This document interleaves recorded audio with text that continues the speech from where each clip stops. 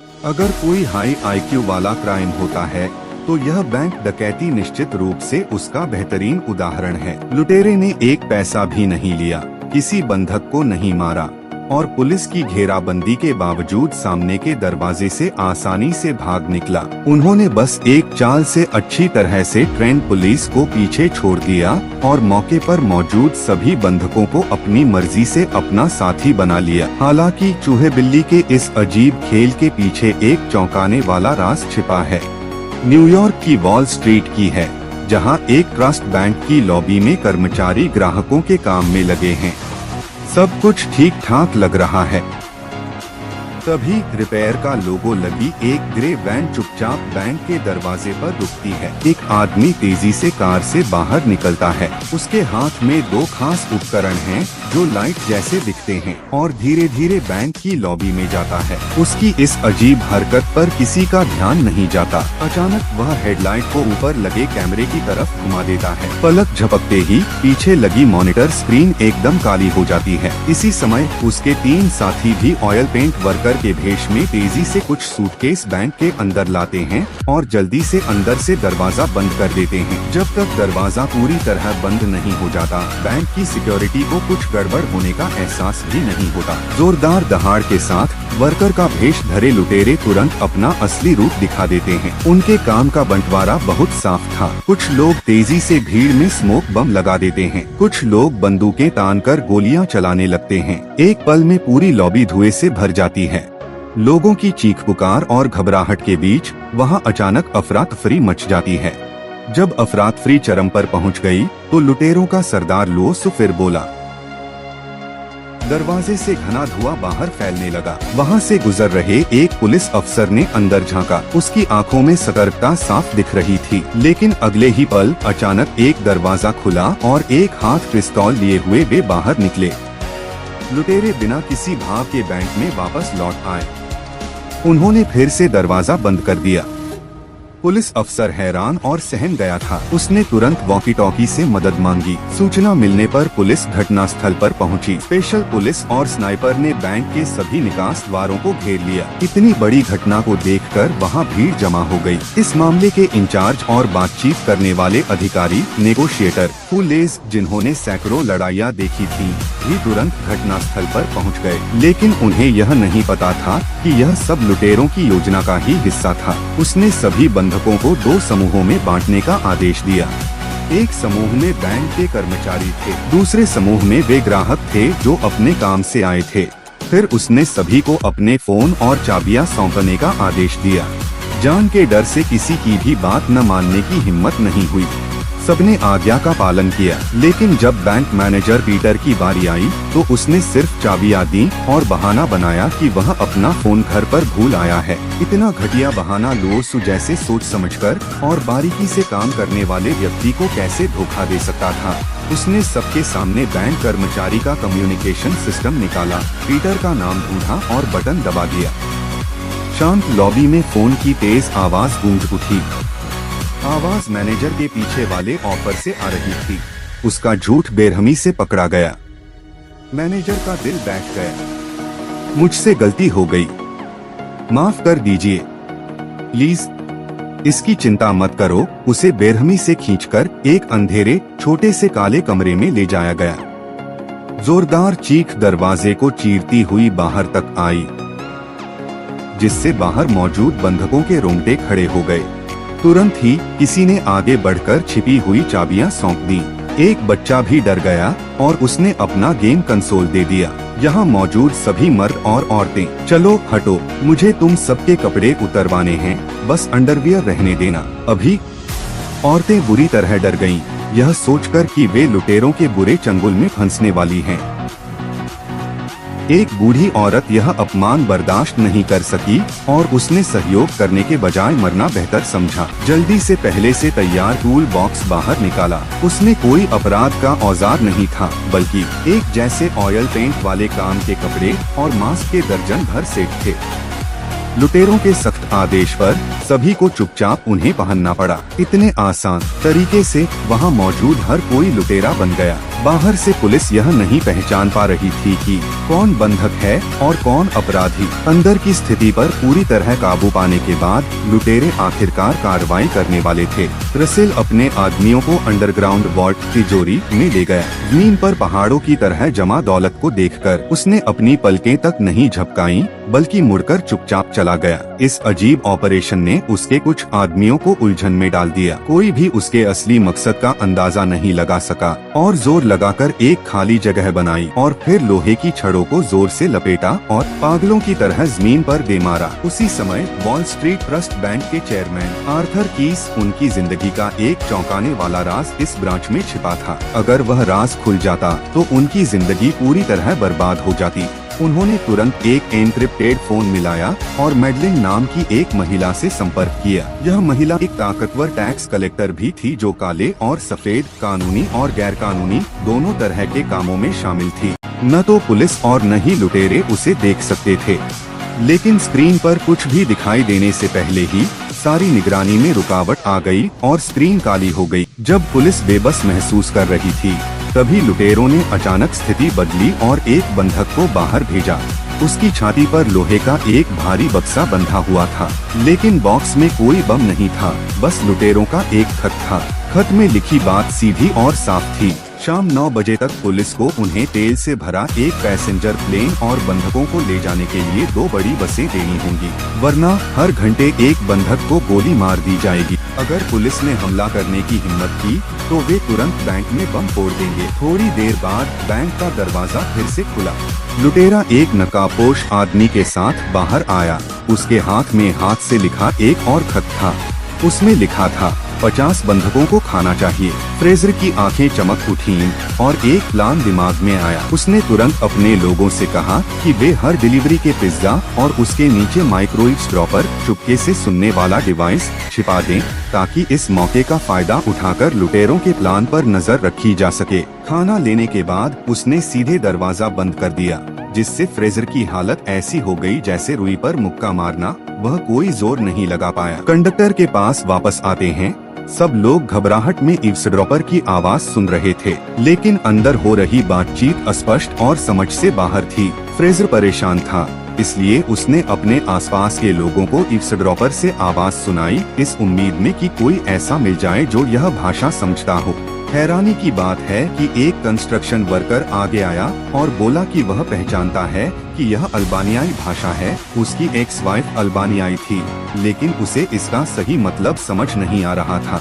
उनके पास उस वर्कर को अपनी एक्स वाइफ से जल्द संपर्क करने देने के अलावा कोई चारा नहीं था। कुछ घंटों बाद वह महिला कंडक्टर की कार में आई और 200 युआन से ज्यादा के जुर्माने की कीमत पर वह उसके लिए ट्रांसलेट करने को तैयार हो गई। लेकिन जब उसने रिकॉर्डिंग पूरी की तो वह अचानक हंस पड़ा। यह लुटेरों के बीच की बातचीत नहीं थी, बल्कि अल्बानिया के पूर्व राष्ट्रपति का भाषण था। सब लोग एक पल के लिए हैरान रह गए। शुरू से आखिर तक लुटेरों ने उन्हें बेवकूफ बनाया। एक नौजवान ने अपना मास्क उतार दिया और शिकायत की कि उसने भी वही कपड़े पहने थे जो लुटेरों ने पहने थे। अगर पुलिस छापा मारती तो क्या उसे बलि का बकरा नहीं बनाया जाता? फ्रेजर अपने आदमियों के साथ कमरे में घुसा, उसके पैर पकड़े और उसे घसीटते हुए दूसरे कमरे में ले गया। फिर दर्द भरी चीख सुनाई दी और लोगों को आग लगाने से रोकने के लिए लुटेरों ने बंधकों वाले कमरे को बदलना शुरू कर दिया। और भी क्रूर बात यह थी कि उन्होंने अपनी एक महिला साथी को डरी हुई बंधक का भेष पहनाकर भीड़ में मिला दिया। साथ ही उन्होंने अलग अलग कमरों में लोगों की अदला-बदली भी की। इस तरह बंधकों के बीच एक छिपा हुआ जासूस था। क्या वे भागने के लिए सुरंग खोदने वाले थे? लेकिन कम समय में वॉल स्ट्रीट की दीवार तोड़ना नामुमकिन था। लुटेरों का असली मकसद और भी उलझा हुआ होता जा रहा था। जल्द ही लुओसु अपने साथियों को प्राइवेट इंश्योरेंस वाले इलाके में ले गया। उनका टारगेट 392 नंबर की एक कैबिनेट थी। उसके साथी ने एडवांस्ड अनलॉकिंग टेक्नोलॉजी का इस्तेमाल करके आसानी से कैबिनेट का दरवाजा खोल दिया। उसमें कोई कैश नोट नहीं था, बल्कि एक पीला कॉन्फिडेंशियल डॉक्यूमेंट और बहुत कीमती हीरों से भरे दर्जन भर बैग थे। यह डॉक्यूमेंट आर्थर और लुओसु दोनों की जान बचाने वाला जरिया था।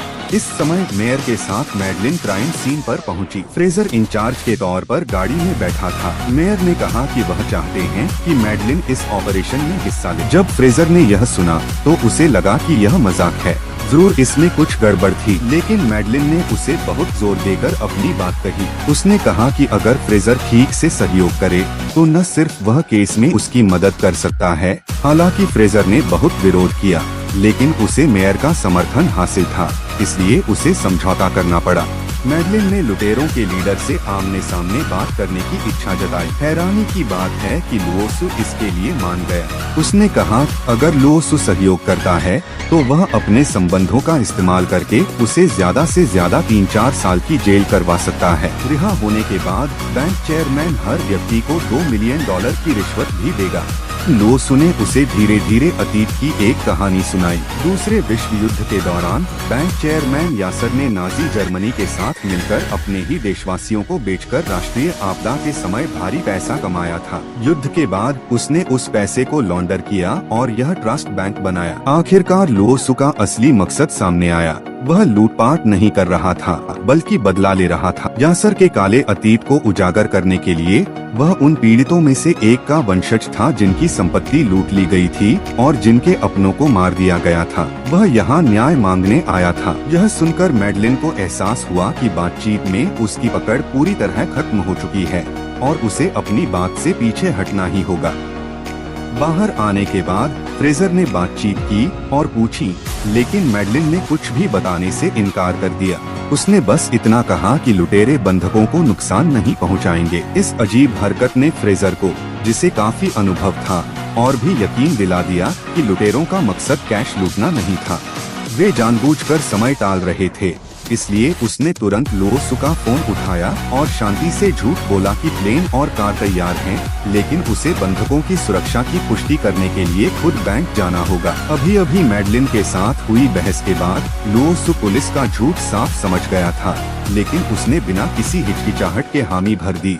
फ्रेजर सफलतापूर्वक बैंक के गेट के अंदर चला गया। जब वे लॉकर वाले कमरे में गए तो अंदर मौजूद सभी बंधकों ने एक जैसे कपड़े और मास्क पहने हुए थे, जिससे उनकी पहचान करना बिल्कुल नामुमकिन था। लॉकर वाले कमरे से निकलने के बाद इससे भी जरूरी बात यह थी कि बैंक की तिजोरी नहीं खुली थी। अब उनके पास सिर्फ 2 ही रास्ते थे, या तो उसके साथ बैंक से बाहर निकलें या फिर स्पेशल पुलिस के हमले का इंतजार करें। लेकिन लुओसु को कोई फर्क नहीं पड़ा और उसने घमंड से बात की, अपना इरादा बदल लिया और लुओसु की तरफ झपटा ताकि मौका पाकर उसका नकाब उतार सके। वह लगभग लुटेरों का असली चेहरा देख ही चुका था, लेकिन लुओसु के आदमियों ने उसकी पीठ पर बंदूक तान दी। फ्रेजर के पास बैंक से निकलने के अलावा कोई चारा नहीं था, लेकिन इस नजदीकी संपर्क से उसे एक बात समझ आ गई कि लुटेरे बेगुनाहों को मारना नहीं चाहते थे। लेकिन जैसे ही वह कमांड गाड़ी के पास लौटा, लुओसु का फोन बजा। उसने उससे कमांड गाड़ी के कैमरे को दूसरी मंजिल की खिड़की की तरफ करने को कहा। फ्रेजर ने वैसा ही किया, लेकिन अगले ही पल गोली चलने की आवाज आई। उसने अभी अभी कहा था कि वह लोगों को नहीं मारेगा, लेकिन अब उसकी बात गलत साबित हो गई थी। फ्रेजर गुस्से में बैंक के दरवाजे की तरफ भागा और उससे पूछा कि उसने ऐसा क्यों किया। बस मारो शिट, तुम्हारे पास खोने के लिए कुछ नहीं है, मेरे पास सच में खोने के लिए कुछ नहीं है, तो मुझे गोली मारो। अब पुलिस चीफ ने तुरंत उसे उसके पद से हटा दिया और स्पेशल ऑप्स कैप्टन राइस ने कमान संभाल ली। वे हमले के लिए तैयार थे। स्पेशल ऑप्स कैप्टन ने तुरंत आदेश दिया कि चूंकि वे बंधक और लुटेरे के बीच फर्क नहीं कर पा रहे थे, इसलिए वे सबको बेहोश करने के लिए रबर की गोली का इस्तेमाल करेंगे और फिर पूछताछ के लिए उन्हें ले जाएंगे। यह सब ऑपरेशन शुरू होने के ठीक पहले की बात है। वह तेजी से कमांड गाड़ी के पास लौटा और शुरू में भेजी गई लोहे की पेटी खोली। उसे उसमें एक माइक्रो ईव्सड्रॉपर छिपकर सुनने वाला यंत्र मिला। फ्रेजर ने तुरंत स्पेशल ऑप्स कैप्टन को सूचना दी, लेकिन बहुत देर हो चुकी थी। जैसे ही बैंक का दरवाजा खुलते ही रीस ने तुरंत दर्जनों स्मोक बम फेंकने का आदेश दिया। जैसे ही धुआं चारों ओर फैलने लगा, सभी बंधकों को बाहर निकाल दिया गया और 4 लुटेरे उनमें पूरी तरह घुल मिल गए। क्योंकि सभी ने एक जैसे कपड़े और मास्क पहन रखे थे, इसलिए पुलिस उन्हें पहचान नहीं पाई।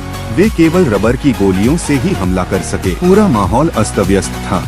कुछ ही देर बाद स्थिति नियंत्रण में आ गई। फ्रेजर और स्पेशल ऑप्स कैप्टन ने सावधानी पूर्वक बैंक में घुसकर पूरी तलाशी ली, लेकिन नतीजा यह हुआ कि सभी डर गए। बैंक में कोई नहीं था और तिजोरी सुरक्षित थी। एक पैसा भी गायब नहीं हुआ था और लुटेरों द्वारा इस्तेमाल किए गए हथियार सभी खिलौने वाली बंदूकें थीं। बाथरूम में खून से सना सूट भी एक प्रॉप था। यह हर पुलिस अधिकारी के चेहरे पर चमकती तेज रोशनी की तरह था, जिससे पूरा दृश्य अस्त व्यस्त हो गया था। अब एकमात्र रास्ता इन बंधकों से सुराग ढूंढना था, लेकिन पूछताछ का कोई नतीजा नहीं निकला। प्रत्येक संदिग्ध के पास अपने पक्ष में गवाही देने के लिए अन्य बंधक थे, जिससे यह साबित होता था कि वह भी पीड़ित था और उसके साथ था। लुटेरों ने प्रत्येक बंधक को सफलतापूर्वक एक आदर्श काल्पनिक गवाह बना दिया। बैंक में कोई नुकसान न होने के कारण आर्थर और मेयर के दोहरे दबाव में निदेशक ने भी मामले को बंद करने का आदेश दिया और सभी की मेहनत व्यर्थ गई। लेकिन फ्रेजर के दृढ़ संकल्प ने उसे बीच में हार मानने नहीं दिया। उसने बैंक के तिजोरी रिकॉर्ड खंगालने शुरू किए और जल्द ही डनिंग को ढूंढ लिया। इस बैंक में 1948 में स्थापित होने के बाद से कभी भी 392 तिजोरी नहीं थी। इस समय सभी सुराग धीरे धीरे जुड़ रहे हैं। एक सप्ताह बाद तूफान थम गया। बैंक के भंडार कक्ष में रखा कागज का बक्सा धीरे धीरे खोला गया। यह व्यक्ति लुटेरों का सरगना रसेल था। पता चला कि उन्होंने जो बड़ा गड्ढा खोदा था वह सुरंग नहीं थी, बल्कि जल निकासी की समस्या को हल करने और महामारी को फैलने से रोकने के लिए खोदा गया था। और वह अपने साथ मुट्ठी भर हीरे और आर्थर का हैंडल ही ले गया था। अब वह जाने के लिए तैयार है। लेकिन इसी क्षण फ्रेजर अचानक बैंक में आ गए। उसके साथी जो बाहर इंतजार कर रहे थे, उन्होंने तुरंत रसेल के फोन कॉल की सूचना उसे दी।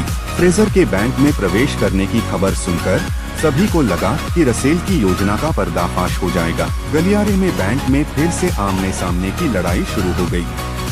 दोनों का आमना सामना किस्मत की तरह हुआ और रसेल बैंक के दरवाजे से बाहर निकल गया। उसके तीनों साथी लंबे समय से इंतजार कर रहे थे। सब कुछ उम्मीद के मुताबिक था। उसी समय फ्रेजर ने 392 नंबर का ड्रॉअर खोला। सच उसी पल सामने आ गया। अंदर कोई गोपनीय फाइल नहीं थी और न ही कोई हीरा था। वहाँ सिर्फ सील की हुई च्युइंग गम का एक पैकेट और वह लाल डिब्बा था। और लाल डिब्बे में एक कीमती कार्टियर डायमंड रिंग थी। नीचे एक नोट भी था जिसमें अंगूठी के स्रोत के बारे में बताया गया था। फ्रेजर तुरंत उसका मतलब समझ गया। यह वही सुराग था जो लुटेरों ने उसके लिए छोड़ा था। इस डायमंड रिंग की जांच के जरिए फ्रेजर को सबूत मिला कि रसेल ने नाजियों के साथ मिलीभगत की थी। बाद में फ्रेजर सबूत लेकर मैडलिन और मेयर के पास गया। उनमें से कोई भी इस मामले से बच नहीं सका। मामला सुलझने के बाद फ्रेजर का प्रमोशन हो गया। जब वह रात को घर लौटा, जब उसने अपनी जेब से चीजें निकाली तो उसे कागज का एक छोटा सा सख्त टुकड़ा महसूस हुआ। उसने उसे बाहर निकाला और देखा। उसे पता ही नहीं चला कि उसकी जेब में एक शानदार हीरा कब आ गया। उसे वह व्यक्ति याद आया जो बैंक के कॉरिडोर में उससे टकराया था। आखिरकार उसे एहसास हुआ कि रसेल के पास बच निकलने का कोई मौका नहीं था। वह सबकी नजर में था और सीधे मेले में चला गया। यह एक अहंकारी चुनौती जैसा लग रहा था। मैं शान से सामने के दरवाजे से बाहर निकलूंगा। उस पल यह सच हो गया। पता चला कि रसेल ने पहले ही पता लगा लिया था कि फ्रेजर और उसकी गर्लफ्रेंड की सगाई होने वाली थी। यह छोटा सा हीरा उसकी तरफ से एक खास तोहफा था। यह न्याय के लिए उसकी अटूट कोशिश का आखिरी इनाम भी था। किताबों में बताए गए तरीके से हुआ यह गोल्डन सिकाड़ा वाला खेल खत्म हो गया।